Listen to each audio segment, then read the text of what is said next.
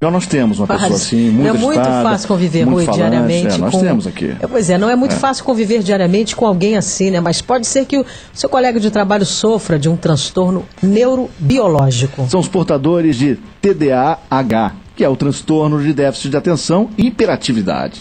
Estudos apontam que cerca de 5% da população em idade escolar e 4% da população adulta sofram com o transtorno. Por exemplo, para conversar conosco agora sobre TDAH, a psicoterapeuta Cacilda Amorim, presidente do Instituto Paulista de Déficit de Atenção. Doutora, bom dia. Bom dia. Tudo bem? Tudo bem? Obrigada pela participação. Agradeço a vocês. Uma pessoa com esse tipo de transtorno pode ter a vida profissional atingida? Pode sim. O déficit de atenção, ele tem algumas características que são bastante prejudiciais para um bom desempenho profissional. Como, por exemplo, tendência à distração, que é dificuldade com detalhes, problemas com esforços de longa duração, principalmente esforço mental, cometer erros incompatíveis com o nível de conhecimento e habilidade da pessoa, impulsividade bastante forte, que significa dificuldade em tomar decisões refletidas, tendência a largar coisas pela metade, problemas com rotina, desorganização, por exemplo, da mesa, materiais, atividades, problemas com planejamento, entre outros. Sim. Agora, doutora, para quem está chegando agora na Rádio Mundial, nós estamos conversando com a doutora Cacilda Amorim, que é a presidente do Instituto Paulista de Déficit de Atenção.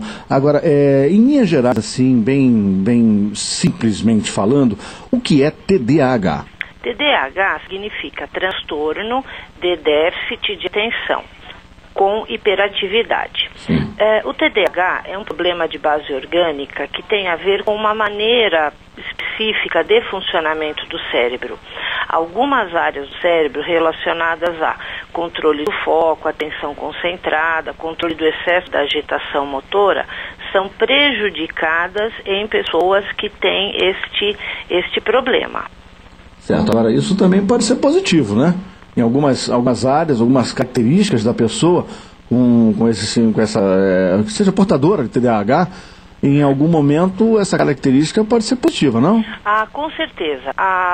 Pessoas com déficit de atenção têm algumas características que são, inclusive, muito desejadas em algumas áreas de atividade profissional. Por exemplo, tendem a ser pessoas muito mais criativas, pessoas que conseguem pensar fora do quadrado, que conseguem encontrar saídas inusitadas ou inéditas para problemas, que têm um foco de visão mais ampliado, pessoas também com muito bom humor. Uma outra característica que eu acho que é bastante importante é a capacidade de dar start a projetos, uma energia muito grande para corridas, para dar início a atividades. Também uma facilidade grande de se adaptar a mudanças, facilidade para trabalhar sob pressão, sob deadlines bastante rigorosas. Eu entendo que essas sejam características bastante positivas. Doutora Cacilda, o diagnóstico do transtorno, ele é muito confundido com outros problemas, não é? Exatamente. Temos problemas. Bem, eu sempre comento que se nós pegarmos uma lista de sintomas relacionados a déficit de atenção e entregarmos, por exemplo, num ponto de ônibus, uma imensa maioria vai se identificar bastante. Uma das coisas que se confunde muito, principalmente nos dias que nós vivemos atualmente, é o desgaste crônico, o esgotamento por excesso de trabalho. Isso é chamado síndrome de burnout. Este esgotamento crônico, ele pode levar, sem dúvida, a todos os sintomas do déficit de atenção. Um outro problema que precisa ser identificado é traço de ansiedade, que significa angústia, preocupações em excesso, pensamentos repetitivos. Outros problemas também são depressão, transtorno bipolar. É importante que se informe aos ouvintes que um problema como o déficit de atenção, ele não aparece simplesmente na idade adulta, repentinamente. Se essas características, elas tiverem um início muito súbito, é importante que se procure ajuda, porque você pode ter um outro problema que está mimetizando esses sintomas. Agora, independente do diagnóstico ou do rótulo que se dê para estas queixas, para esses problemas que alguém possa apresentar, caso os prejuízos, caso os danos, a intensidade das queixas seja muito intensa, a recomendação é procure um especialista, porque com certeza você vai encontrar saídas e ajuda adequada para minimizar esse problema. Doutora Cacilda, qual seria então o tratamento adequado, né, para esse tipo de pessoa? Pois não. No caso de déficit de atenção, o tratamento mais comum é medicamentoso. Uma vez que é um problema desorgânica, que tem a ver com padrões de funcionamento cerebral, há medicações específicas para isso. Medicações que aliviam bastante as queixas, que aliviam bastante estes sintomas.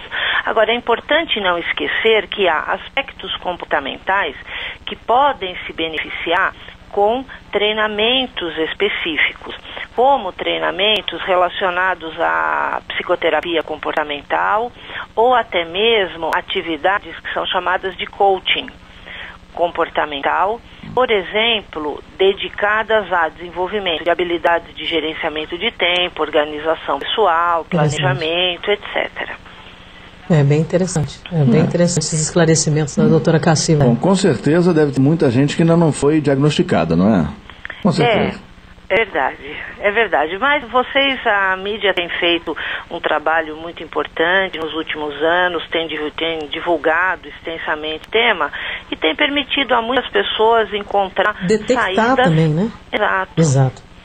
Ok, então. Nós conversamos com a psicoterapeuta doutora Cacilda Amorim, presidente do Instituto Paulista de Déficit de Atenção. Doutora, muito obrigado pela sua participação aqui na Mundial. Agradeço a vocês, muito obrigada. Muito obrigada, doutora Cacilda, um bom dia, até a próxima. Até logo.